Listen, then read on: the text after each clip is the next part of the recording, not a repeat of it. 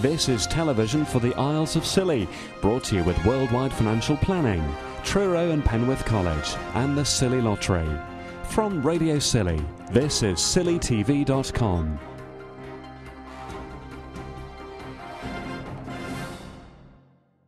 The Islands Council will unveil plans in the next fortnight to rebuild the Porthcressa shelter as a cafe.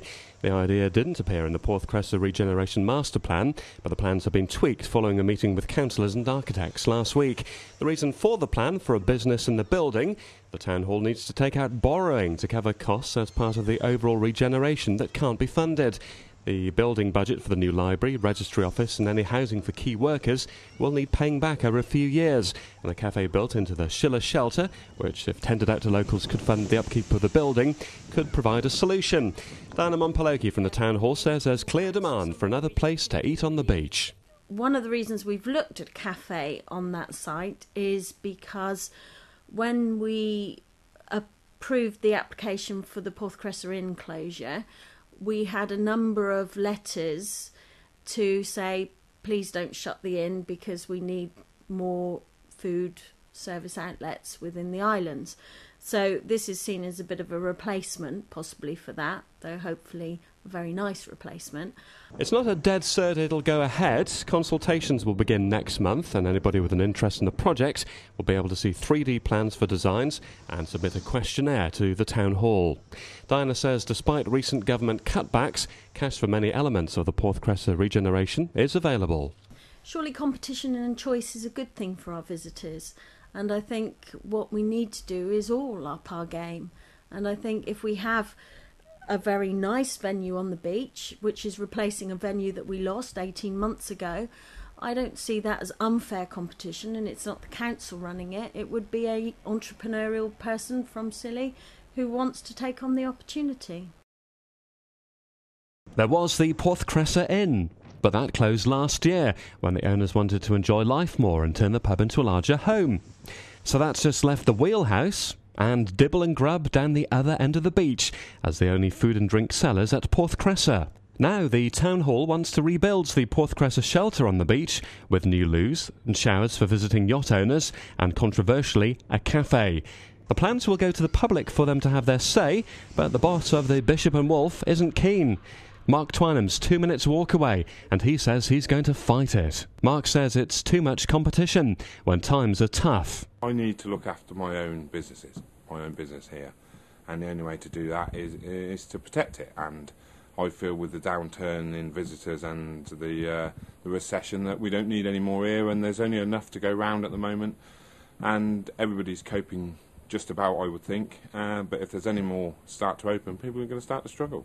Mark and his supporters claim there are already enough places to eat nearby. The Wheelhouse and Dibble and Grub both have eating facilities on the Porthcressa, both licensed facilities, and both serve food all day. Totally different end of the market. One does Mediterranean food, one does light snacks and Sunday roast and everything like that. So you say in Porthcressa closed, with the Wheelhouse doing what they do now, I think it's generated business over there anyway. So. And also the ice cream van. There's an ice cream van goes up and down Porthcressa, which serves the beach customers. So I don't see the need for another cafe. And he says a newly equipped kitchen will put the council's successful tender at an unfair advantage. And the other thing is, a lot of the businesses over here have all been established for a long time. Well, if they put a new cafe into Porthcressa, it'd be state of the art, all new equipment, everything like that, and big advantage to the people that haven't got that sort of equipment, and that makes a big difference, and people will go over there to see the state-of-the-art thing, and businesses will lose help. The council says when the inn shut, locals complained about the loss of a food outlet, but Mark says businesses have now mopped up their trade, and since then visitor numbers have fallen, and there's less to go around. Big difference with the Porthcressa Inn. That was a big business, and with that closing, it has helped everybody in the town. Whatever you say, Porthcressa Inn closing has helped us, helped the Atlantic, helped the Mermaid, and helped the club out tremendously because it's closed. But I can't see that opening another cat will be any benefit to anybody. Mark says he's not sure everybody will be a fan of the shower plans. The Dutchy will be quite concerned with that, I would think, because at the moment everybody that goes in the harbour, the yachts can be monitored, they pay for the moorings, they pay for the use of the showers. But if they start putting showers over Porth Cressa, surely they can't monitor the yachts that come in there. Nobody pays for moorings over there, and all of a sudden people say, well, the facilities over Porth Cressa are just as good as the harbour. Why should we pay fees in the harbour when we can moor in Porth Cressa? We'll have a chance to have our say in a consultation in September. They've stolen food from plates outside Dibble and Grub and Porth Cressa. They've taken a steak from outside the Turk's Head, and some islanders are getting fed up of Scilly's gulls. St Mary's Council has written to a local authority in the Midlands to find out about their plans, reported in national press at the weekend, to deal with the seagull menace. Sheila Thomas has written to Cheltenham, finding out how they intend culling the gulls. Sheila says it's become a problem with them scavenging for food, and when she was elected to the council recently, she said she would try and get a policy introduced. I said on my manifesto that I want something done about these gulls, and we will do something about the gulls. Last year, after numerous complaints, it was said that it wasn't possible to kill the gulls because they're protected. But Sheila says her research has found there are ways and means of dealing with them. These licences are obtainable. I know that Mr Gardner last year, when there was a petition, said that we can't do anything because they're all protected species, but that is incorrect. We can do something, and we must do something. Sheila says she doesn't want to go down the route of Cheltenham, where they want to put down bread and then shoot the gulls that go for it. She says there are more humane ways in which we could deal with them on the islands. There's more humane ways. We can prick eggs, as I said.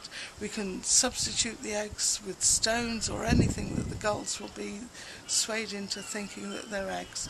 And we've got to do something. A group of 12 and 13-year-old police cadets from Penzance have been helping island businesses identify and deal with shoplifters. There weren't any incidents on the islands last year, and if shopkeepers take the tips on board, there shouldn't be this year either. Their leader is Tracy Fuller. And as part of going around dealing with the scenarios, they'll also talk to other shopkeepers, give them some advice and leaflets on shoplifting, so it all feeds in. The youngsters will take on a fake shoplifter, a tide line, and the Bordeaux shop. 13-year-old Torin from Penzance knows exactly what to do with one. Write down where they saw it, what time, what they were wearing, information about height, structure of body, how many people, and a few bits. They've been quite busy. Laura says over the 2 days the visitors have been on a treasure hunt on Tresco and have undertaken a boat building challenge. We went on this, we had a map and we had to go around the whole island and we had to find letters from A to Z, stuff beginning around the islands with the alphabet, and we had to build a raft out of it. The trip is meant to encourage the kids to work together. Teamwork. And learning to trust each other. And the youngsters can learn things about each other and themselves. Heather said she's learned a fair bit in her crossing on the Solonian 3 from Penzance. I don't get seasick. You don't get seasick. Compared to Penzance, the youngsters find it quiet here, and the visiting cadets have questioned why we need a police team of 4 as it seems so peaceful.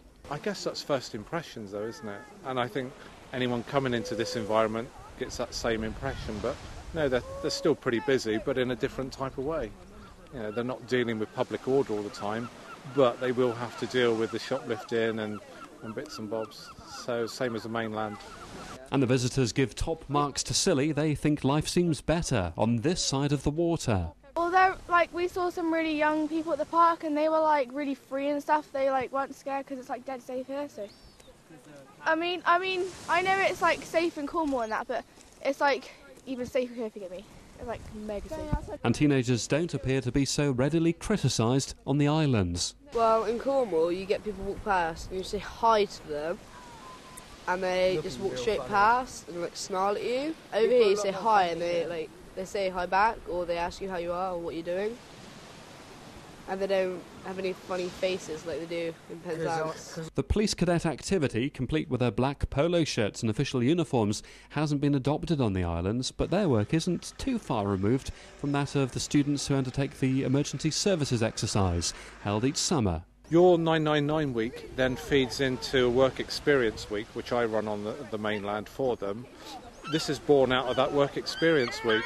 So there was lots of youngsters that wanted to carry on but had nowhere to go. So I helped set up this scheme for them.